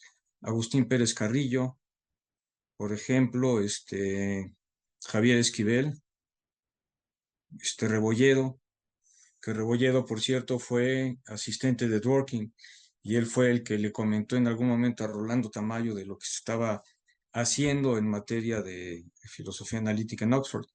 Entonces, no me quedó muy claro, me da la impresión de que se mezclaron varias cosas allí de varios autores que sí hacen teoría del derecho en México, pero no veo mucho el enfoque analítico. Ulises, por ejemplo, de la conducta del jabalí es es un ensayo de psicología, es un ensayo sobre el poder, pero no tiene todo ese aparataje de análisis semántico, ni tampoco de reestructuración estrictamente lógica.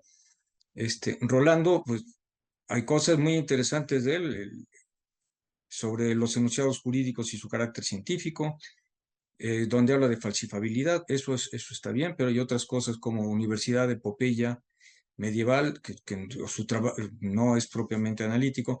Entonces, me gustaría que me detallaras un poco más cómo estabas definiendo tú las condiciones que son satisfechas en México para, desde tu punto de vista, haberlos considerado como analíticos. Ok, ¿doy respuesta ahora o...? Sí, yo creo que sí, Ah, ok. ya, sí. Bueno, lo que pasa es que aquí es como un resumen. En realidad sí toqué más autores en el trabajo. De hecho, ahí puse algunas fotos. No los pude poner a todos, pero pues puse ahí algunos que son autoasumidos. Incluso usted alguna vez se lo pregunté, ¿no? Si se asumía como analítico, me contestó que sí. Y bueno, realmente lo que yo utilicé fue el aspecto metodológico, pero no tratando de encasillar, porque yo sé que una persona puede utilizar uno o más métodos, incluso puede utilizar los tres, ¿no? Como usted. En su caso, pues yo creo que podría ser análisis lógico y podría también, en cierto caso, naturalizado, ¿no? Entonces, tomé los casos más claros en donde yo vi que sí hay, por ejemplo, en su caso, un análisis naturalizado, en el caso de esta tesis de Rolando Tamayo del concepto de sistema jurídico, también consideré que cumple con las características de un análisis conectivo del lenguaje ordinario que también llaman. Yo lo clasifiqué como conectivo porque esa es la terminología que utiliza Peter Strawson, de hecho es el que hace esa distinción reductivo y conectivo, ¿no? Y yo la tomé como base para hacer esta pues, distinción metodológica, ¿no? En el caso de Ulises Schmidt, realmente me llamó la atención esa parte de ese ensayo sobre la moral y el derecho, y creo que lo tomé un poco porque es un tema que pues sí es muy, pues, socorrido, ¿no?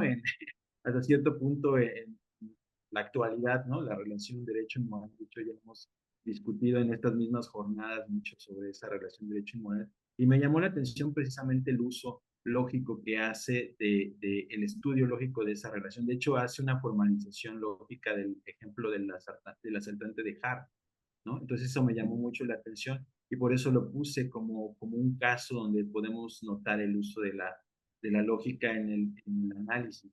Entonces, realmente sí se tocaron más casos, ¿no? Como usted dice, de más personas, incluso Maynes, hice un poco sobre el trabajo de Maynes en cierta época, que tomó las bases, pues, reduccionistas, ¿no?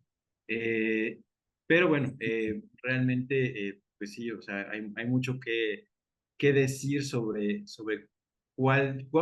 cómo diría yo que se construye el concepto de filosofía analítica en México. Pues a partir de estos casos vamos uniendo esas características metodológicas y también vamos viendo qué autores pues usan el método o comentan sobre el método, ¿no? O realmente utilizan los desarrollos que surgen del método. Y yo creo que en todo eso está el concepto, ¿no? O sea, es como más general, ¿no? Pero aquí me basé en esas distinciones que hice, nada más. Pero sí es más amplio todavía. Ok, a ver, nada más rápidamente. ¿Definiste la polisemia de analítico? Pues no en esos No. términos, o sea, no dije, la palabra analítico es polisémico, o el término filosofía analítica es polisémico, Ok, sino que igual, ¿no? Analizo distintas formas en las cuales se hace referencia a la filosofía analítica, tomando algunos trabajos que ya se han hecho precisamente sobre esa polisemia, estrictamente. ok. Y pues doy con esa serie de enunciados, ¿no? Que se refieren a la filosofía analítica como una distinción con la filosofía continental, como una filosofía que trata de argumentos y demostraciones, una filosofía que incluso se llega a reducir tanto que solamente se toma en cuenta como positivismo lógico. O sea, todas estas referencias a la filosofía analítica en distintos contextos, para caer en la distinción metodológica como una clave para poder, digamos que hilar, ¿no? Todas estas, pues, sí, usos, ¿no? Usos polisémicos, ¿no? Del término. Bueno, muchas gracias, Osvaldo. Pati, no sé si hay algunas otras preguntas. Sí, aprovechando la participación de Osvaldo, tenemos otra pregunta con respecto a en qué consiste el método del análisis conceptual o si se puede hablar de métodos del análisis conceptual y en su caso si se hizo, si trabajaste un estudio que fuera encaminado a analizar o a identificar cuál de esos métodos de análisis conceptual utilizaba cada uno de los distintos autores que revisabas. Sí, realmente sí le dediqué la primera parte de la tesis a hacer esta indagación, ¿no? Sobre si podríamos hablar de un método definido con algunas características y tomé en cuenta el trabajo de Wittgenstein y bueno, ahí es donde yo creo que están las bases del método analítico, como bueno, en el Tractatus precisamente está el método analítico reductivo delineado de una forma tal vez un poco críptica, ¿no? Pero ahí se encuentran las bases, ¿no? Y nos dice que realmente una proposición que es válida es la que es posible, ¿no? La que por sí sola se demuestra. Entonces, por eso el uso de la lógica en el análisis, ¿no? O sea, si no es lógico, si un enunciado es contradictorio, entonces no es válido. Esa es la primera parte que yo pues identifiqué en el análisis reductivo. Después, en el segundo Wittgenstein o en investigaciones filosóficas, ahí dice, este metodológico que yo delineé en la primera obra está bien, pero aún hacen falta, no podemos decir, ¿no? Que podamos reducir todo término a eso, ¿no? A pura lógica. Entonces, es lo que se esfuerza en analizar en esa obra, pues son los distintos juegos en los que una palabra está, ¿no? Y él analiza precisamente los usos que se dan en esos juegos, ¿no? ¿Qué característica tienen en común precisamente en todos los juegos o en la mayoría de los juegos?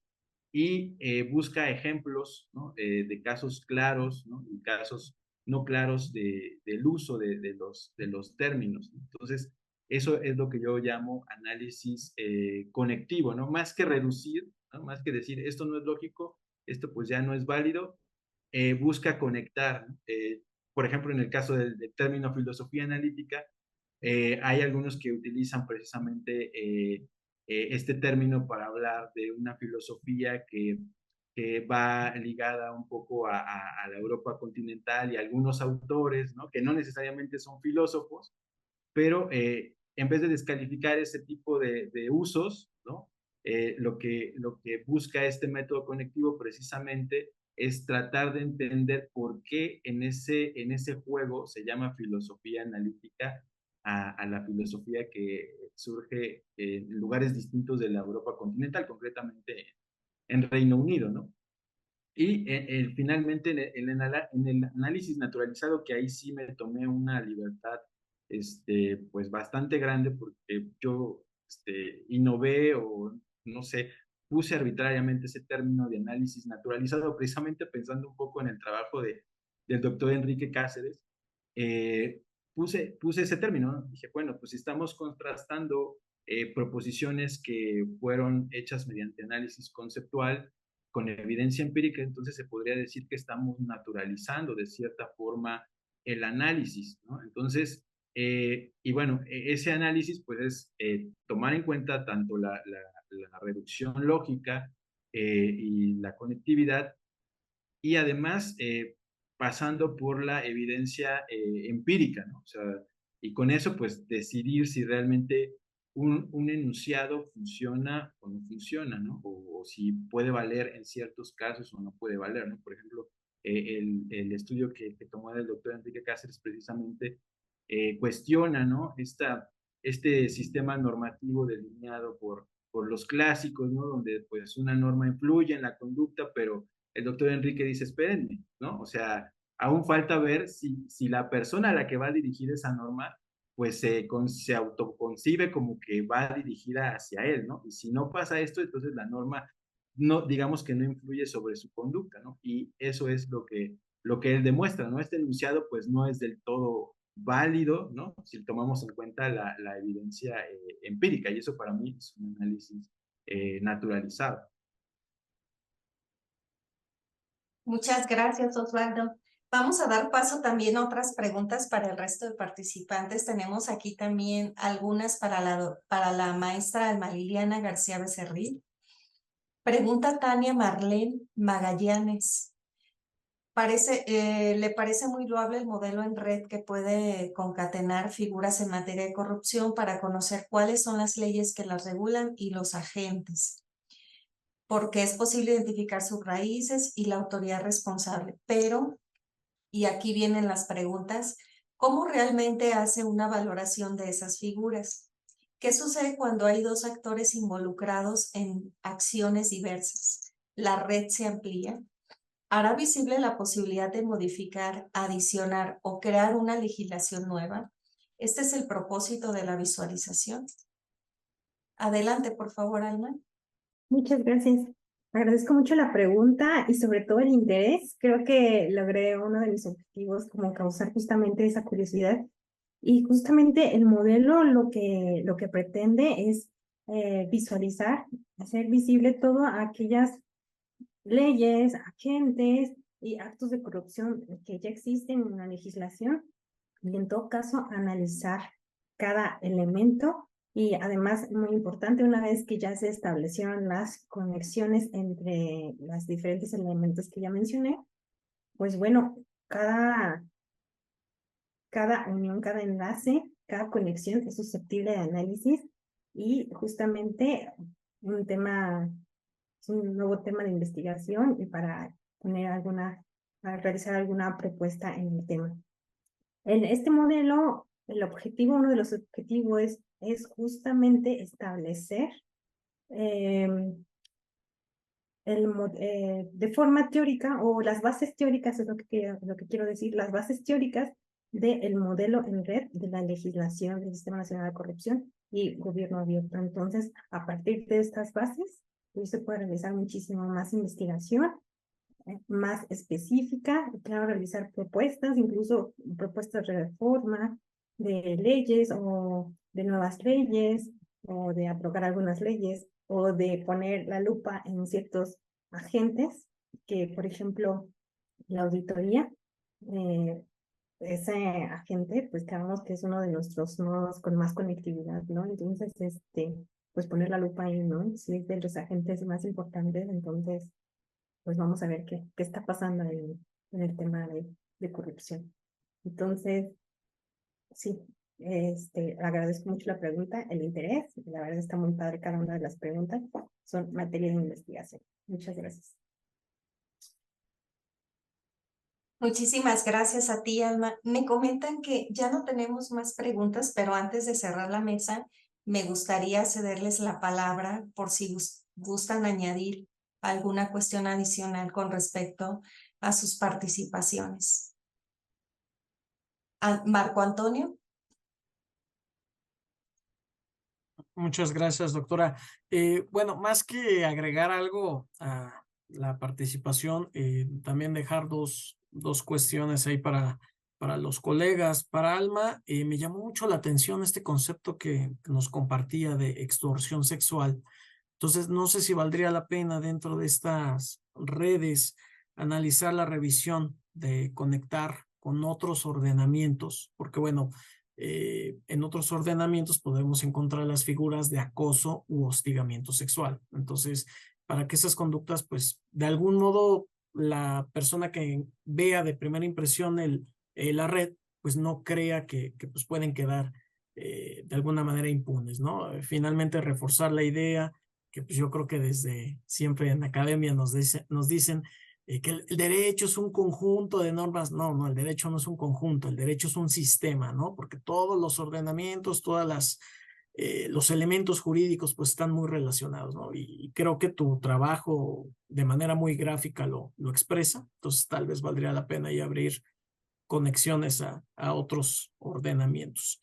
Y también muy rápidamente a Raúl, revisar si el emprendimiento no tenemos algo en materia convencional, tal vez en tratados internacionales, y tal vez paulatinamente a través del litigio estratégico, pues a lo mejor ir empujando, ¿no? Criterios en la corte. Así se fue empujando, por ejemplo, el tema de la marihuana, ya hoy ya es una realidad más palpable, y pues lo del emprendimiento, pues también irlo empujando, ¿no? Sí, Es cuatro. ¿le puedo contestar a Marco la pregunta, si se puede? Sí, claro, adelante. Sí, gracias, doctor. Rápido, mira, en materia, bueno, y gracias a todos, por sus comentarios en el chat, les agradezco. Sí, el emprendimiento sí es un tema que me apasiona y muy interesante. Alguien sí, puso, si se considera como un derecho humano, ¿cómo debería garantizarlo el Estado? Mira, tiene que haber legislación y tiene que haber política pública. Y de ahí se pueden partir muchas acciones más, programas y con educación también, desde la primaria, hasta la universidad. Y bueno, puede haber más cosas. En materia convencional, Marco, hay una declaración global de emprendimiento que es bienvenida por la UNUD y por la Organización de las Naciones Unidas para el Desarrollo Industrial. No es propiamente un tratado, sino One Million Entrepreneurship Society. Ellos hicieron esa declaración y la propusieron a la ¿cómo se llama? A este organismo internacional, a la UNUDI, para que le dé la bienvenida. Yo tengo una asociación civil y afortunadamente fuimos parte de que la suscribimos. Muchas personas la han suscrito, gobiernos, por ejemplo, el gobierno de Sinue de Guanajuato y otros gobiernos, rectores de algunas universidades privadas la han suscrito. Y quién más, y algunos, por ejemplo, una persona de Shark Tank, Marcos Santos. Son los que han... Esta declaración llegó a México en 2021, si no mal me equivoco, y la declaración en Viena fue de 2017. O sea, es reciente esto. El tema del emprendimiento es muy reciente. O sea, esto es como plantear las cosas diferentes para abrir nuevas brechas. Muchas gracias, doctor, y gracias, Pati. Y perdón por abusar de la palabra. No, al contrario, muchísimas gracias, Raúl. Alma, adelante, por favor. Muchas gracias y gracias también por el comentario de Marco. Efectivamente, el constructivismo jurídico y su teoría reticular, incluso la teoría de redes, nos da para muchísimo. Y pues la verdad me da muchísimo gusto porque cuando recién estaba empezando a hacer esta investigación me decían todo el mundo como, bueno, ¿esto para qué sirve? Entonces ya le estamos encontrando muchísimas cosas para seguir trabajando, fortalecer esto y además hacerlo mucho más grande esta red y su análisis, que es lo más importante. Entonces, pues sí, gracias por el comentario. Muchísimas gracias, Alma. Osvaldo, no sé si quisieras agregar algo más para ir cerrando, por favor. Pues nada más felicitar a mis compañeros de ponencia por sus exposiciones. La verdad que me dejaron con muchas cosas ahí pendientes, ¿no? En el tintero, sobre todo con más conceptos, ¿no? Por ejemplo, Raúl con esto del emprendimiento y el empresario, ¿no? O sea, también igual me dejó como que con esa pregunta, ¿no? ¿Cómo lo analizaría yo conceptualmente, ¿no? Igual Marco Antonio con esta cuestión de la empatía y la compasión, ¿no? Igual habría que hacer un estudio conceptual de eso, ¿no? Y ver realmente si podemos ser, si podemos ser reductivos o podemos conectar igual, ¿no? Esos dos conceptos tal vez y hacer algo todavía un poco más complejo, ¿no? O sea, porque lo reducimos a empatía o compasión, pero ¿quién nos dice que no haya cosas más complejas que eso, ¿no? Entonces, y también Liliana, pues igual, ¿no? Con esta red para analizar la corrupción, pues también, ahora sí que me dejó con el ojo cuadrado y con ganas de conocer más del trabajo. Pues muchísimas gracias a todas y todos por acompañarnos en esta tercera y última mesa sobre teoría jurídica contemporánea. Y sin más, le cedo la palabra al doctor Enrique Cáceres Nieto para dar por cerrada la sesión del día de hoy. Pues muchas gracias, Pati, muchas gracias a todos ustedes por sus ponencias. Y efectivamente, como dice Pati, hoy cerramos las mesas dedicadas a teoría jurídica contemporánea.